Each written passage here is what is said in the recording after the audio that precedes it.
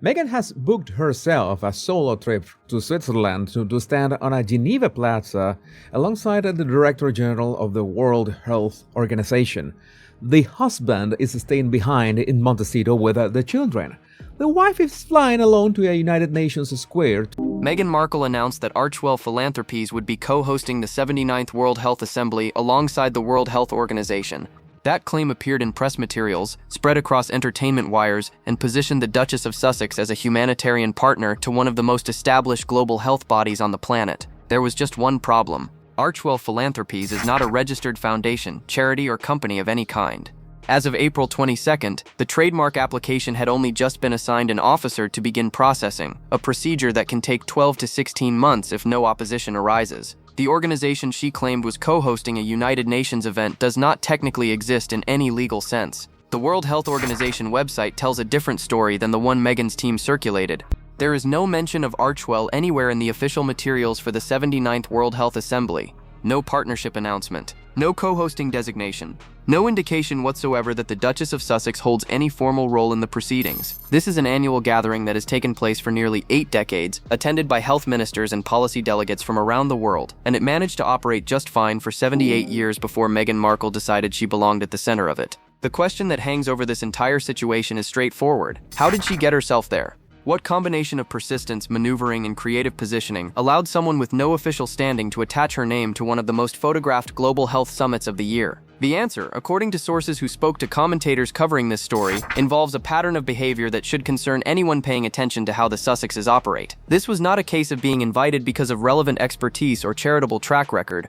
This was a case of forcing the door open and daring anyone to close it behind her. The framing matters here. When official materials describe an event as being hosted by 2 entities, it implies partnership, coordination, shared responsibility. Meghan claiming co-hosting status for an organization that lacks legal standing is not a minor exaggeration. It represents a fundamental misrepresentation of her role and influence. She transformed herself from an attendee who fought her way onto the guest list into a co-equal partner with the World Health Organization through nothing more than the audacity of her own press release. What makes this particularly striking is the timing. Princess Catherine had just completed a triumphant solo tour of Italy, her first foreign trip since finishing cancer treatment. The global coverage was overwhelmingly positive, celebrating her return to international duties with grace and genuine connection to the causes she champions. Within days, Meghan announced her own solo international trip, positioning herself at a global health summit with language suggesting she occupied a position of significance she had not earned and does not hold. The pattern is unmistakable at this point. Every time the working royals achieve something meaningful, every time positive attention flows toward Buckingham Palace, there is a corresponding announcement from Montecito designed to redirect the spotlight. The difference is that Catherine was invited to Italy years in advance, while Meghan, according to multiple sources, basically bullied her way into Geneva at the last minute. According to sources who spoke with royal commentators, Meghan did not receive a formal invitation to the World Health Assembly through normal channels. Instead, she launched what multiple people described as an email campaign, targeting the organization's director, Dr. Tedros Adhanom Ghebreyesus. The characterization from those familiar with the situation was blunt. She sent email after email after email, pursuing access with a persistence that bordered on harassment. The strategy reportedly involved a major element of misdirection. Sources claim Meghan wrote from Harry's email account, stating that both she and the Duke of Sussex would be attending the Geneva event. The implication was clear. Harry's involvement would lend legitimacy and royal gravitas to the appearance. His name carried weight that hers alone did not. By presenting herself as part of a package deal, she allegedly secured consideration she would never have received as a solo applicant. This approach has precedent. The United States ambassador to the United Nations revealed in a previous interview that Meghan had obtained her private email address and written posing as the office of Prince Harry. The ambassador initially assumed the message was spam, some kind of phishing attempt using the prince's name for credibility. It was only when she went through official diplomatic channels weeks later that she discovered the email was genuine.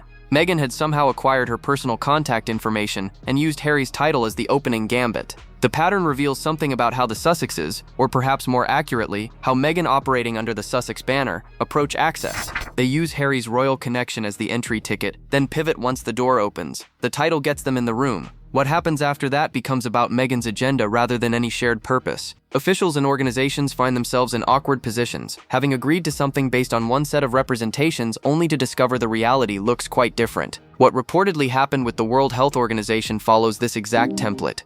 Dr. Tedros apparently believed he was agreeing to a visit from the Duke and Duchess of Sussex, a joint appearance that would carry the weight of Harry's charitable work and his connection to the British crown. What he got instead was Meghan traveling solo while Harry stayed behind in Montecito with the children. The director found himself in a public position where contradicting her claims would create more drama than simply staying quiet. This is how she operates. She puts people in impossible situations where calling out the discrepancy causes more problems than it solves. The easier path is always to let her narrative stand unchallenged, to avoid the confrontation that would come from publicly correcting her version of events. Organizations end up complicit in her self-promotion simply because the alternative requires a level of conflict most bureaucracies prefer to avoid. The emails kept coming until someone said yes.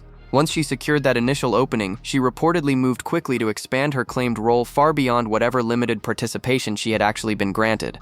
By the time the press releases went out describing Archewell as a co-host, it was too late for the World Health Organization to push back without creating exactly the kind of headline they feared. Harry was the reason Meghan reportedly got consideration for the Geneva trip in the first place.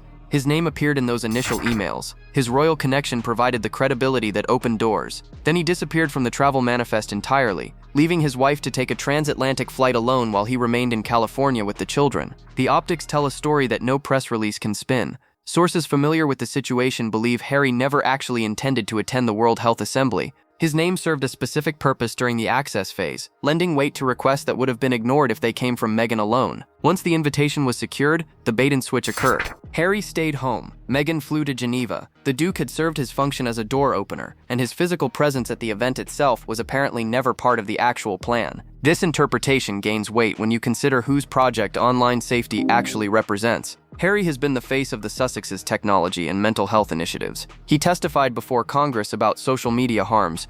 He has spoken repeatedly about the dangers of online platforms, drawing connections to his mother's treatment by the tabloid press. If the World Health Assembly appearance was genuinely about advancing their shared work on digital safety, Harry would be the obvious choice to attend. He is the one with the established track record on this issue. Instead, Meghan boarded the plane while Harry stayed behind playing the role his team has characterized as Mr. Mom in various press placements.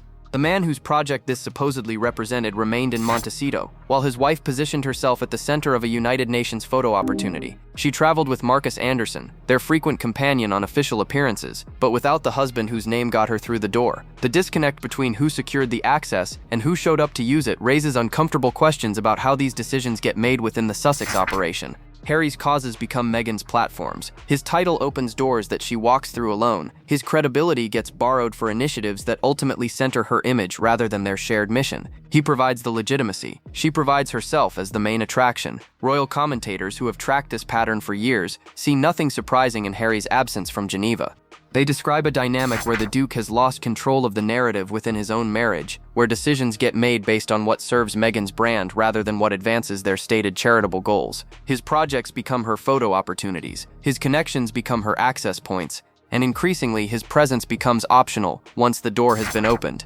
The husband stays home with a basket of orchard fruit, as one commentator memorably described the scene, while the wife jets off to secure the kind of international imagery that Netflix and Instagram require. The question of whether this arrangement reflects Harry's choice or his capitulation remains open for interpretation. Princess Catherine returned from Italy to glowing international coverage just days before Meghan announced her Geneva trip. The Princess of Wales had completed her first foreign solo tour since finishing cancer treatment, visiting early childhood education programs in Florence and connecting with children and educators in ways that felt genuine and unforced. The response was overwhelmingly positive across British media, European outlets, and international press. She looked healthy, confident, and fully recommitted to the causes she has championed for years. Sources close to the situation believe Meghan could not let that moment pass unchallenged. Multiple commentators have described her as a keyboard warrior who watches coverage of the working royals and responds with announcements designed to redirect attention.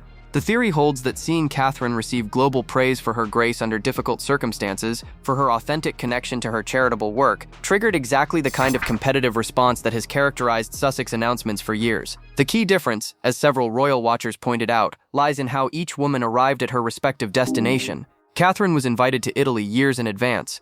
The trip had been planned since 2022, but was postponed when she received her cancer diagnosis. Italian officials, educational organizations, and government representatives had coordinated for years to make the visit happen. She arrived as a genuinely welcomed guest, whose presence served the interests of everyone involved. Meghan, according to sources, basically forced her way into Geneva at the last minute. Where Catherine earned her platform through years of dedicated work on early childhood development, Meghan appears to have secured hers through persistent emails and strategic use of her husband's name. The contrast could not be more stark. One woman works within systems, builds relationships over time, and allows invitations to come to her. The other woman pushes, demands, and manufactures the appearance of importance through sheer force of will. This pattern of Sussex announcements coinciding with major royal moments has become so consistent that royal reporters now track it as a predictable phenomenon. William and Catherine announce a major initiative, and within days some Sussex story appears designed to compete for headlines. A royal tour generates positive coverage, and suddenly Meghan has a new project to promote or an appearance to make.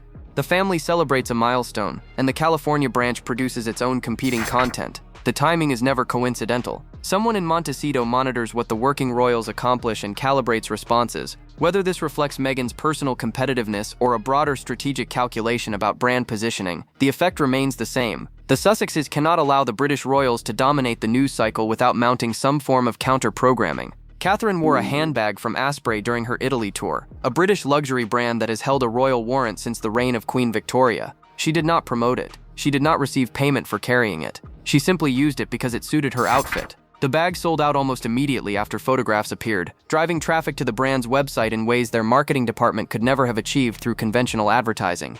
Meghan, meanwhile, was reportedly having her team analyze why Catherine's effortless approach generates results that her own calculated product placements cannot match. The answer is obvious to everyone except, apparently, the people in Montecito. Authenticity cannot be manufactured, and consumers can smell desperation. Understanding why the World Health Organization might have accommodated Meghan's aggressive pursuit requires following the money. The United States under President Trump withdrew from the organization, creating a major funding gap that threatened WHO operations globally. The United Kingdom stepped forward to help cover that shortfall, increasing its contribution by £215 million on top of its existing commitment of approximately £170 million.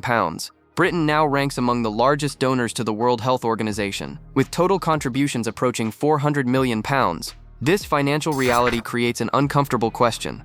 Would the World Health Organization risk angering one of its most important funding sources without some form of consent from the British Crown? The organization depends on British taxpayer money to function. Taking any action that could embarrass or antagonize the British government seems strategically unwise for an institution in a precarious funding position. Some commentators have floated a theory that King Charles may be pursuing a keep your enemies close strategy with his estranged son and daughter-in-law. The logic holds that giving the Sussexes occasional small victories, controlled opportunities to feel relevant, prevents them from launching another Oprah-style attack on the monarchy. Idle hands make for devil's work, as one royal watcher observed, and Harry and Meghan have demonstrated their capacity for causing damage when they feel ignored or marginalized. If this interpretation holds, then Meghan's Geneva appearance might represent a calculated decision by palace officials to allow her a moment in the spotlight, rather than risk what she might do if completely frozen out.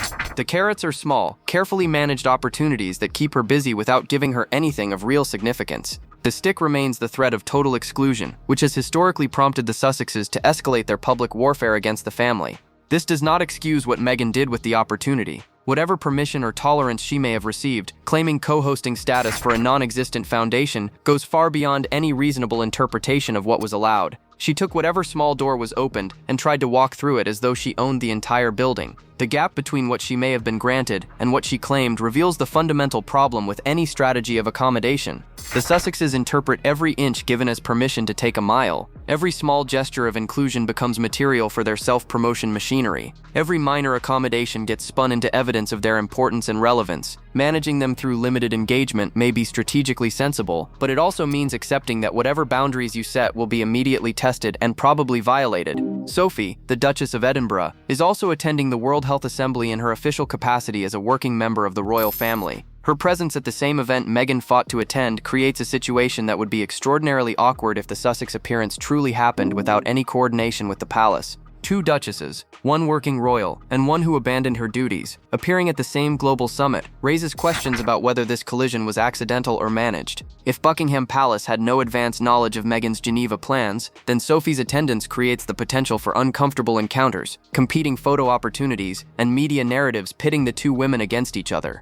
The palace typically works to avoid exactly these kinds of scenarios, carefully managing royal calendars to prevent overlap and ensure each member receives appropriate coverage for their work. The theory that emerges from this situation suggests perhaps some level of coordination occurred. Perhaps palace officials knew Meghan would be in Geneva and decided that Sophie's attendance should proceed regardless. Perhaps there was even tacit approval for Meghan's appearance, a controlled opportunity to let her participate in a global event without giving her anything that truly matters. But even if some accommodation was made, Meghan's framing of the event betrayed whatever understanding might have existed.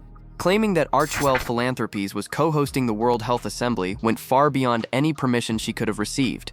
No one authorized her to position herself as an equal partner to the WHO. No one sanctioned press releases describing her organization as sharing hosting duties for a 79-year-old institution. She reportedly secured some limited form of access, then immediately moved to expand her claimed role beyond anything that had actually been agreed. The pattern is consistent with how she has operated since entering the royal family. Give her participation and she will claim leadership. Every accommodation becomes a platform for claiming more than she was offered. This tendency to overreach helps explain why the royal family has become increasingly reluctant to engage with the Sussexes on any level. Every gesture of inclusion gets weaponized for their commercial and public relations purposes. Every attempt at reconciliation becomes content for the next Netflix production. The safest approach is often no engagement at all, which then triggers complaints about being frozen out and abandoned. Meghan Markle traveled to Geneva ostensibly to champion children's online safety, an issue she has positioned as central to her charitable work. The installation she attended features 50 illuminated boxes displaying the final lock screen images of children who lost their lives to online harm.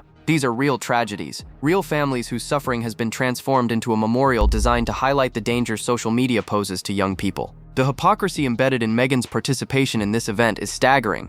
She claims to advocate for protecting children online while simultaneously conducting what commentators have described as a social media posting rampage, featuring her own children. The same woman lecturing about digital safety has been consistently posting images of Archie and Lilibet across multiple platforms, building their public profiles from infancy in ways that create exactly the kind of digital footprint she warns other parents about. Commentators have noted that the children often appear disheveled, soiled in these posts, presented in ways that could provide ammunition for future bullying and ridicule as they grow older. Meghan is creating the exact conditions she claims to be fighting against, establishing her children as public figures with searchable histories before they are old enough to consent to that exposure. The disconnect between her public messaging and her private behavior is breathtaking. The Parents Network she reportedly represents at this event was absorbed by another organization last year. The charitable vehicle she claims association with no longer operates in any meaningful independent capacity. She is attending a summit on behalf of an entity that was effectively dissolved, representing charitable work that her organization abandoned rather than sustained. This is the pattern that defines Sussex philanthropy. They announce initiatives with great fanfare, generate positive headlines for their involvement, then quietly move on once the cameras stop rolling. The Travelist Sustainable Tourism Project launched with major publicity and has largely disappeared from their public communications. The Archewell Foundation produces minimal documentation of its actual charitable activities. Projects get started, press releases get issued, and then everything fades into silence while they move on to the next headline opportunity. Meghan lecturing the world about social media dangers while aggressively building her own Instagram presence represents a contradiction so obvious that it seems almost intentional. Either she genuinely does not see the hypocrisy in her position, or she simply does not care because the rules she promotes apply to everyone except herself. Both explanations paint an unflattering portrait. The actual event in Geneva involves a memorial installation that deserves far more respect than it is likely to receive from its most high-profile attendee. 50 illuminated boxes stand 4.5 feet tall, each carrying the final lock screen image of a child lost to online harm. These are memorials to real tragedies, real young people whose deaths have been connected to the dangers of social media platforms. The families who contributed these images trusted that their children's memories would be honored appropriately. Dr. Tedros Adhanom Ghebreyesus is positioned as the co-star of the event, lending the World Health Organization's institutional credibility to the installation and its message. The sunset lighting has been carefully designed to create what one commentator described as the money shot, the kind of evocative imagery that plays well across media platforms and social feeds. For anyone genuinely invested in protecting children online, this event represents an opportunity to advance serious policy discussions and public awareness. The World Health Assembly gathers decision-makers from around the globe, people with actual power to implement changes that could save young lives. A memorial installation at this venue should command attention for its message rather than for the celebrities who show up to be photographed beside it. But the prediction from royal commentators is unanimous. Meghan will make this about herself. She will curate an outfit designed to generate maximum visual impact, likely enhanced through the same AI applications she has used to manipulate her appearance in previous posts. She will position herself at the center of photographs, transforming a memorial to dead children into a backdrop for her personal brand campaign, The tragedy becomes content. The suffering becomes marketing material. The spotlight that should illuminate the cause gets redirected toward its most famous attendee. This is not cynicism. This is pattern recognition. Every event Meghan has attended since leaving the royal family has followed this template. The cause provides the justification, the venue provides the setting, the cameras provide the imagery, and Meghan provides herself as the main attraction around which everything else orbits. Whatever genuine humanitarian purpose these events might serve gets subordinated to the larger project of establishing her as a global figure of consequence. The parents who lost children to online harm deserve better than having their grief used as set decoration for a duchess seeking relevance. The families who contributed their children's lock screen images trusted that this memorial would honor their memories with appropriate solemnity. Instead, they are providing production design for someone who has demonstrated repeatedly that she will center herself in any narrative, regardless of whose tragedy she has to stand upon to raise her profile. Dr. Tedros knows the truth about how Meghan secured her presence at the World Health Assembly. He received the emails. He saw Harry's name used as use. He watched the bait and switch unfold as the solo trip replaced the promised joint appearance. He understands that the co-hosting claim in press materials misrepresents the actual relationship between the WHO and Archewell Philanthropies. He possesses all the information necessary to publicly correct the record. He remains silent. Multiple sources have described the director as too much of a chicken to contradict Meghan's narrative publicly. The easier path is to let her claims stand unchallenged, to avoid the confrontation that would come from stating plainly that no, Archewell is not co-hosting this event. And no, Meghan Markle does not occupy any official role with the World Health Organization. This is the position Meghan consistently puts people in. She makes claims so publicly and so confidently that contradicting her creates more drama than it resolves. Officials who might otherwise push back find themselves calculating whether the reputational damage of calling her out exceeds the reputational damage of letting her exaggeration stand. Most conclude that silence is the safer option. The World Health Organization depends on funding from the United Kingdom. Creating a public dispute with someone connected to the British royal family, however tenuously at this point, risks complicating that financial relationship. Dr. Tedros presumably made this calculation and decided that tolerating Meghan's inflated claims cost less than the alternative. Once she secured access, she blindsided the organization with her own narrative. The press releases went out before anyone could approve or modify them. The co-hosting claim appeared in print before WHO officials could consider whether they wanted their institution associated with that framing. By the time anyone might have objected, the story had already been told on Meghan's terms. This is how she operates. Speed and confidence substitute for accuracy and authorization. Make the claim boldly enough, get it into circulation quickly enough, and corrections become almost impossible because they generate more attention than simply letting the misrepresentation stand. The institution gets used for her purposes whether it consents or not. The director's silence enables this behavior to continue. Every time an official declines to contradict her, every time an organization accepts her framing rather than fight it, she learns that this approach works. The rewards for audacity outweigh the costs because there are no real costs. No one pushes back. No one demands accountability. No one says publicly what everyone knows privately.